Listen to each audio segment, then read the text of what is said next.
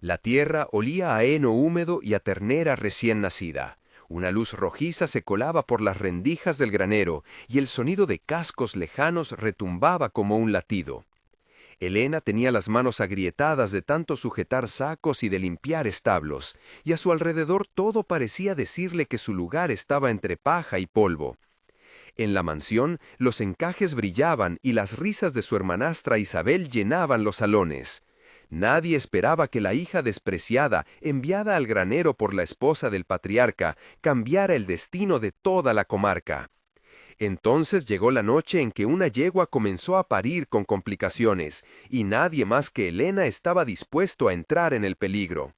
Un hacendado solitario y de mirada dura, don Julián, que durante años se había plantado en su cerca observando en silencio, decidió cruzar el portón.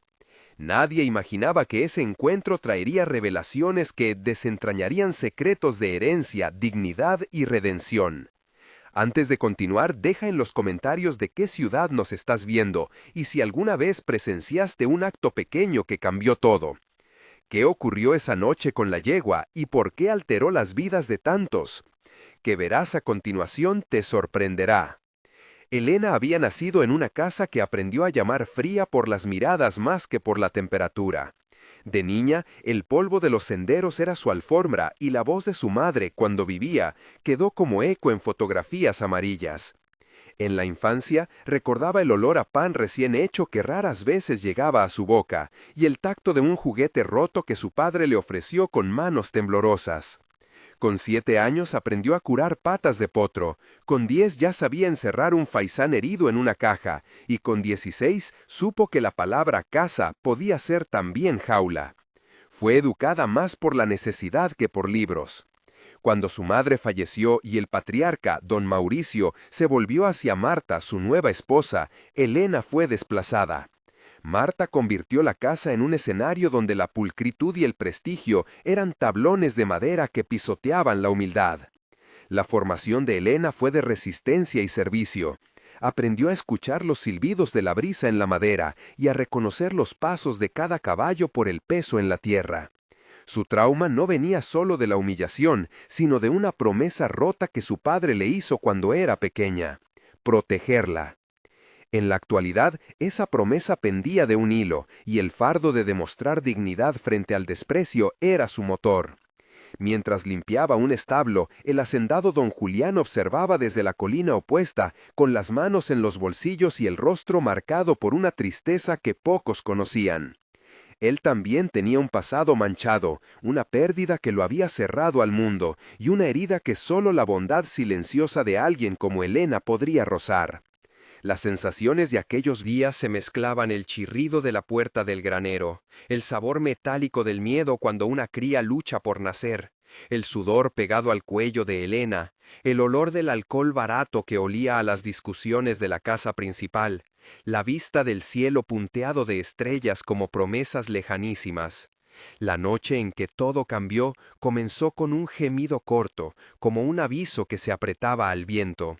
En el granero, la paja crujía bajo la luz de una lámpara de aceite que proyectaba sombras largas. Elena notó la respiración acelerada de la yegua, su flanco temblando, y supo que la vida pendía de un hilo fino. Entró sin zapatos, sintiendo el frío de la tierra contra la planta de sus pies y el olor a sudor animal que le subía al pecho. Luego llegaron los cascos que no esperaban, las pisadas de don Julián. Él habló primero, con voz baja, como quien mide cada palabra por si fueran piedras que caen. «No deberías estar sola en esto», dijo. Elena respondió sin levantar la vista. «No puedo esperar a que otros hagan lo que hay que hacer». La conversación se alargó. «Soy don Julián», dijo él, la formalidad aferrándose a su garganta. «Yo soy Elena», replicó ella. «Si te digo que puedo ayudar, vendré», ofreció él. «Si vienes a mirar, te marcharás», soltó ella con amargura. Intercambiaron más frases que fueron clavando clavos invisibles entre ellos. «No vine a mirar», aclaró él. «Vine a poner las manos», confesó. «Entonces no me estorbes», pidió Elena, y en su voz se oyó tanto cansancio como desafío. Fueron 10 intercambios donde el tacto y la paciencia definieron cada gesto. Él le ofreció mantas, ella negó. Él le prestó un cuchillo, ella lo tomó. Él sostuvo la lámpara, ella empujó el pelo de la frente. En el silencio posterior, el llanto de la cría rompió la noche como un sol inesperado. La pequeña vida, caliente y maloliente, buscó el calor y Elena lo guió. Don Julián observó sin decir nada más, y por primera vez en años sintió que su corazón no era solo un puño cerrado. El acontecimiento del parto no fue solo un rescate animal, fue la chispa que encendió otra cosa. La noticia se extendió por el pueblo como el aroma de pan recién horneado. En la plaza, Marta se jactó de su caridad falsa, mientras Isabel miraba con desdén desde la ventana de la mansión. El jornalero Emilio trajo agua y contó la historia en la taberna, donde Tomás, amigo de la infancia de Elena, apretó los puños de orgullo. El cura padre Mateo murmuró oraciones que pesaban menos que los hechos. Entre conversaciones y cuchicheos, don Julián regresó a montar su caballo bajo el cielo cuajado de estrellas, pero algo en su mirada ya no era exactamente la dureza de antes. Había visto la dignidad en el acto de Elena como otros habían visto oro en la mina. Esa noche, mientras la luna limpiaba el polvo de los caminos, don Julián decidió enviar una nota a la casa principal. Algo sencillo, un ofrecimiento que iba a desatar tempestades. Unos días después, la casa tembló con un sobresalto que nadie esperaba. Don Julián había enviado un convite a cenar. Prometía hablar de una posible alianza entre dos familias, una conversación que en otra vida hubiera sido una mera formalidad. Marta acechó la invitación como si fuera una presa y la mostró en la mesa con sonrisa afilada, mientras Isabel giraba las puntas del vestido y murmuraba sugerencias. Elena fue obligada a ponerse la ropa que le dejaron, un vestido prestado con encaje que le rozó la piel como una promesa extraña. La cena tuvo el aroma del vino fuerte, el crujir de los cubiertos contra la loza y la música contenida en una esquina tocada por un violín. La primera parte de la velada fue una coreografía de miradas y medias verdades. Al sentarse, don Julián la observó con esa mezcla de respeto y curiosidad que desarma. Empezó una conversación que creció en intensidad y que, en palabras, mostró rostros verdaderos. «Elena», dijo don Julián al principio. «Has sido valiente», respondió ella. «No es valentía lo que busco, es justicia», replicó Elena. «¿Justicia por qué?», preguntó él. «Por todo lo que callan», dijo ella, y nombró heridas que nadie esperaba que salieran a la luz. Entre vino y silencio, las palabras se hicieron confesiones. Marta miraba como quien calcula pérdidas. Isabel jugueteó con un collar como si quisiera sujetar la escena. A lo largo de la cena, hubo pasajes de tensión que obligaron a ambos a conversar con sinceridad, con intercambios que rozaron los 10 turnos de frase en los momentos claves. «¿Por qué no dijiste antes que eras la hija de Mauricio?», preguntó don Julián. «¿Crees que alguien me escucharía?», respondió Elena. «Yo escuché», dijo él. «Y quiero reparar», afirmó don Julián. «¿Reparar cómo?», insistió ella. «Hablando, presentando pruebas, abriendo puertas», contestó él. «¿Y si no lo quieren?», dijo Elena temerosa. «Entonces haremos que quieran», prometió don Julián. El diálogo se llenó de promesas y de la fragancia cálida del pan recién servido.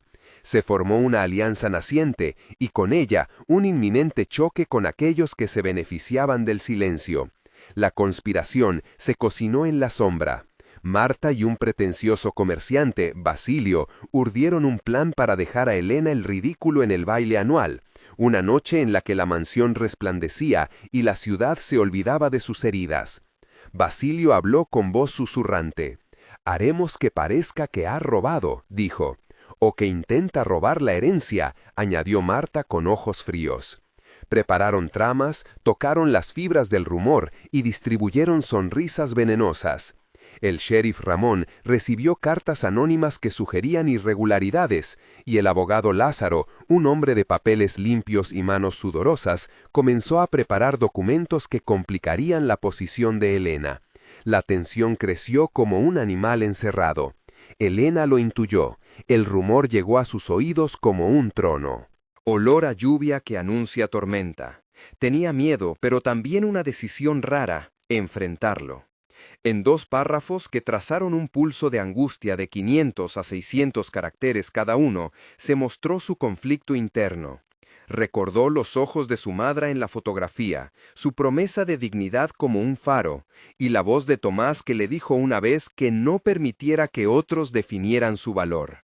Luchó con la memoria de una traición y la posibilidad de perdón, y al final optó por afrontar la noche del baile con la misma cabeza erguida con la que cuidó a la yegua. La noche del baile fue un clímax público en el que las luces parecían tener la misión de revelar todo. El salón olía a perfume caro y a cera de vela. La orquesta tocaba valses con cuerdas tensas y la gente se movía con la precisión de quienes llevan máscaras. Marta se aferró a su abanico como a una bandera. Basilio sonrió con los dientes de quien espera el momento de atacar. Y don Julián llegó con un traje sobrio que no escondía su intención. Elena entró con un vestido que, aunque prestado, le sentaba como si fuera hecho por manos que conocen el alma. La humillación arrancó temprano.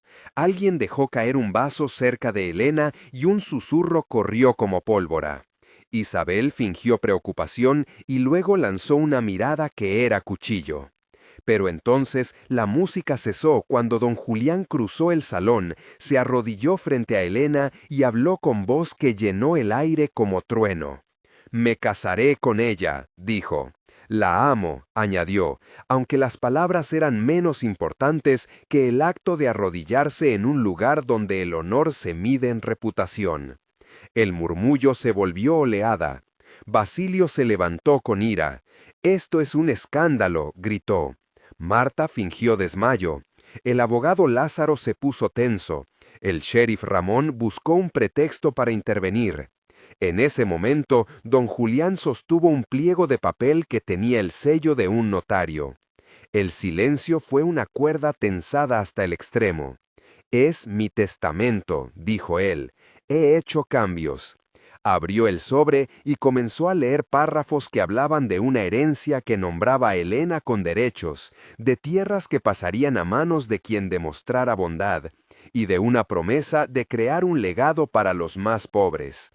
El evento fue una revelación legal en medio de la danza social. Las palabras hicieron temblar a los poderosos. Hubo 8 a 10 intercambios de diálogo entre don Julián, Marta, Basilio, Elena y el público, con acusaciones, lágrimas y defensas. «Eso no es legal», dijo Basilio. «Lo es», contestó el abogado Lázaro a regañadientes, mientras revisaba papeles con gesto forzado. «¿Quién autorizó esto?», preguntó Marta con voz quebrada. «Yo», respondió don Julián. «Y lo haré valer», dijo Elena, porque la prueba de un papel no era solo tinta, sino la culminación de una dignidad recuperada. La revelación legal no cayó del cielo, sino que tuvo consecuencias prácticas. El sheriff Ramón, presionado por pruebas y por la opinión pública que comenzaba a alzarse en defensa de Elena, debió tomar partido. El abogado Lázaro, que inicialmente había temblado, confiscó documentos que demostraban irregularidades en los bienes de la casa y encontró cláusulas que apoyaban la posición de Elena. En la siguiente escena hubo una reconciliación parcial y un acto de reparación. Don Mauricio, el patriarca, que hasta entonces había vivido en una mansión de silencio, asistió a una reunión pública donde, con voz cansada, pidió perdón. Fue un acto de humildad que tuvo tanto olor a madera de iglesia como al aceite de la lámpara del granero. Marta fue apartada de funciones administrativas y Basilio perdió contratos municipales. Emilio, el jornalero, recibió un salario justo para su trabajo, y Tomás fue nombrado encargado del potrero. Padre Mateo bendijo el acto con palabra y silencio. Estos cambios legales y sociales fueron presentados en el periódico local por una crónica que tituló con cautela «Algo sobre justicia y redención». Las acciones concretas tuvieron efecto inmediato. Se designó una comisión para revisar legados y se puso en marcha un pequeño orfanato que Elena ayudó a fundar como muestra de benevolencia. Un mes después, las cosas tenían un ritmo nuevo. El granero ya no era solamente el lugar al que se enviaba a Elena por desprecio, sino la sede de un taller donde se enseñaba a jóvenes del pueblo a cuidar animales y hacer reparaciones. La primera parte del epílogo mostró cómo la comunidad respondía con manos abiertas. Vecinos pintaron paredes, donaron mantas y Marta, relegada, observó desde lejos. 3 meses más tarde, la escuela que Elena había propuesto abrió sus puertas en una sala de la antigua herrería, con Tomás como maestro y Emilio ayudando con el material. Los niños aprendían a leer y a cuidar de potros, y la mansión, que antes había sido símbolo de exclusión, empezó a recibir gente para cursos y comedores. En el corazón de esas transformaciones estuvo la palabra promesa y la idea de que la dignidad se restituye con actos. Durante esos meses, don Julián y Elena trabajaron en un proyecto para crear una pequeña clínica donde curar heridas y asistir partos difíciles, financiado por una parte de la herencia y por donaciones recaudadas en la feria anual. A 6 meses y luego algunos años, el legado se expandió de maneras que nadie había previsto. El orfanato creció y se convirtió en escuela técnica donde se enseñaban carpintería, costura y sanidad primaria. Nació un centro de salud rural que redujo la mortalidad infantil y donde el aroma a medicina se mezclaba con flores en macetas. Elena y don Julián tuvieron un hijo al que llamaron Mateo, en honor al cura que creyó en la justicia. La relación con Mauricio se transformó de distancia a cuidado, hasta el punto en que, en su lecho de muerte, sostuvo la mano de Elena y pidió perdón con voz clara. Marta, aislada y sin recursos, murió años después en soledad, su orgullo consumido por la propia fortuna que perdió. Basilio recuperó la humildad a fuerza de trabajo forzado y alguna vez ayudó a pintar paredes del orfanato.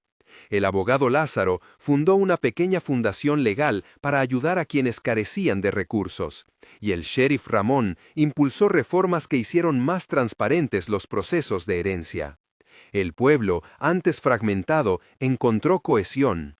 Se plantó un jardín en la plaza con un busto de la yegua que Elena rescató, y allí la gente se sentaba a recordar que los actos pequeños pueden parecer insignificantes hasta que transforman regiones.